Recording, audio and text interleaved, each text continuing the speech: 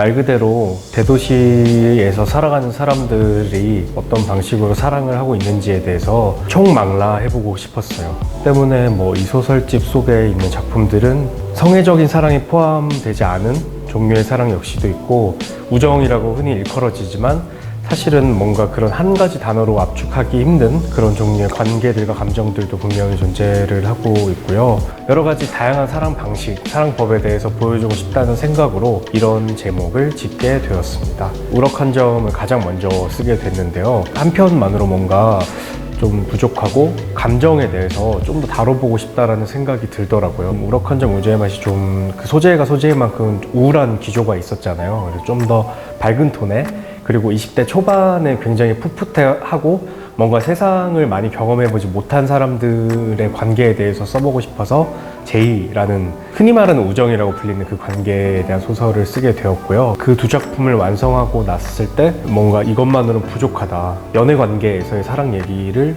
한번 본격적으로 더 써봐야 되겠다는 생각, 그리고 연애 관계에 있어서의 진짜 좋은 요소들, 막 사랑을 시작했을 때 그런 감정들을 있는 그대로 솔직하게 써보고 싶다라는 생각으로 되게 용기를 내서 쓴 작품이 바로 늦은 울기의 바캉스와 대도시의 사랑법이었거든요. 그 앞에 작품이 뒤에 작품이 이제 꼬리를 물고 쓰여졌기 때문에 저한테는 이 네 작품을 한꺼번에 묶는 게 너무 당연했고요. 제가 이 작가 화자를 등장시킨 게 사실은 처음이거든요. 이 작품집에 있는 네 편의 소설들이 처음이고, 어떻게 보면 실존 인물처럼 느껴지게끔 쓰는 동시에 독자분들도 읽으실 때 이 도시 어딘가에 존재하는 사람처럼 느껴주셨으면 좋겠다라는 마음으로 쓰게 되었습니다. 네 편의 소설을, 연작 소설을 합치면서 묶으면서 개별적으로 보였던 세계관들이 하나로 일맥상통하는 구석이 있구나라는 것을 느낄 수 있으시도록 기존에 읽어보셨던 분들도 또 한 번 읽으셔도 새 작품처럼 보실 수 있을 것 같고, 반드시 읽어주실 때 설사 미리 작품집에서 앞에 두 작품을 읽으셨더라도 다시 읽으신 다음에 세 번째 작품, 네 번째 작품을 읽으시면은 이 작가가 이래서 왜 이 작품을 이렇게 읽으라고 했구나 라는 것을 아주 강력히 느끼실 수 있을 것 같아요. 그렇게 읽었을 때 많이 느낄 수 있는 것을 제가 분명히 담아놨다고 생각을 하거든요.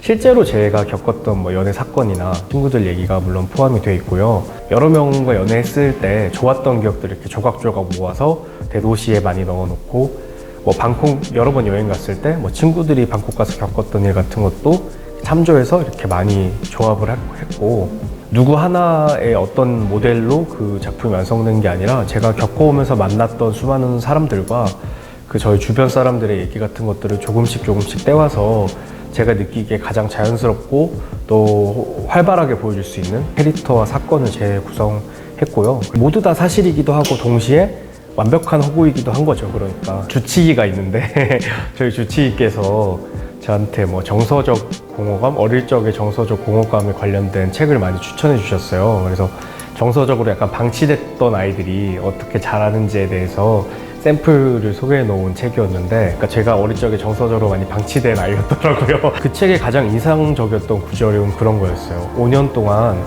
지속적으로 안정적인 관계를 맺고 또 불안하지 않은 그런 상황에서 사랑과 애정을 받게 되면은 어릴 적에 내가 느꼈던 정서적인 공허를 극복할 수 있다. 그런 걸 보면서 제가 많이 느꼈는데, 20대 내내 저한테는 그런 어떤 하나의 안정적인 대상을 찾는 게 너무 중요했었거든요. 사랑의 의미를 굳이 묻는다고 하면은 십몇 년 동안 저에게 있어서는 진짜 전부였던 것 같아요. 이게 너무 오그라들고 웃긴 말이라는 것도 알고 사실 되게 바보 같은 행동이라는 것도 알지만, 언제나 이 사람이 마지막인 것처럼 좋아하려고 했고, 블랙핑크가 노래했듯 마지막인 것처럼 좋아하려고 했고, 뭔가 어릴 적부터 저한테 쌓여온 그런 공허감과 결핍이 계속 저를 그렇게 이끌었던 것 같고, 그리고 사실은 제가 등단하고 나서부터는 좀 연애를 완벽히 그만뒀거든요.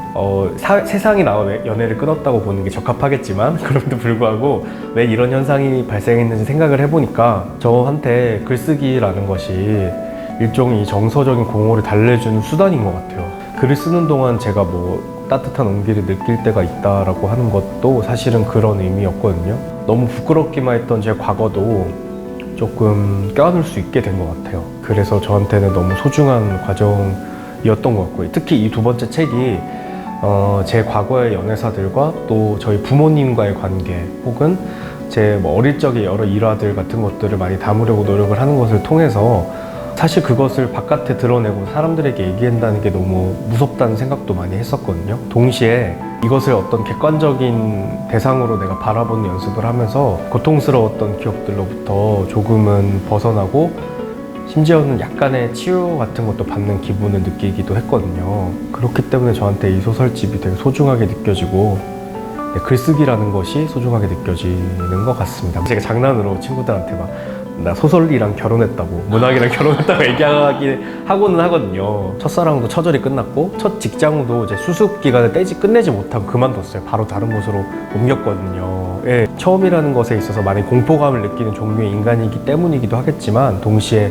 한국 사회를 살아가는 많은 첫 사람들이 저와 같은 이런 힘든 처지에 놓여 있구나. 우리 사회는 여유롭게 뭔가 너그럽게 처음을 기다려주고 가르쳐주고 그럴 만한 인내심이 없는 사회구나라는 걸 저는 요즘은 느끼고 있는 것 같아요. 사회생활 왜 이렇게 못할까? 진짜 그 얘기를 매일 들었었거든요. 너 사회생활 못하고 넌 너무 개인주의적이고 뭐 그런 얘기를 많이 들었었는데 저를 닮을 많은 첫 번째를 겪고 있는 청춘들이 이렇게 힘들게 살고 있다는 생각을 했고요. 운이 너무너무 좋아서 이렇게 두 번째 책까지 잘 낼 수 있었지만 그 과정 동안 매일매일이 되게 불안하고 힘들었거든요. 씁쓸한 위로의 말씀과 또 동시에 함께 화이팅 하자고 말씀을 또 전해드리고 너무 나를 다그치지 말고 잘 헤쳐나가 보자 뭐 이런 말씀을 드리고 싶습니다. 대도시의 사랑법은 저와 같은 많은 처음을 겪고 있고 겪어왔던 많은 분들 그리고 이 도시에 살면서 한 번쯤 사랑에 빠져본 분 혹은 사랑에 아파본 분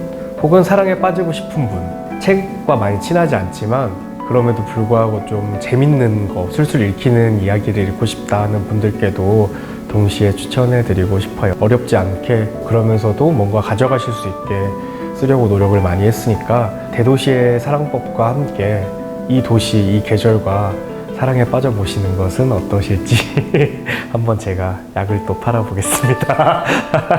네, 감사합니다.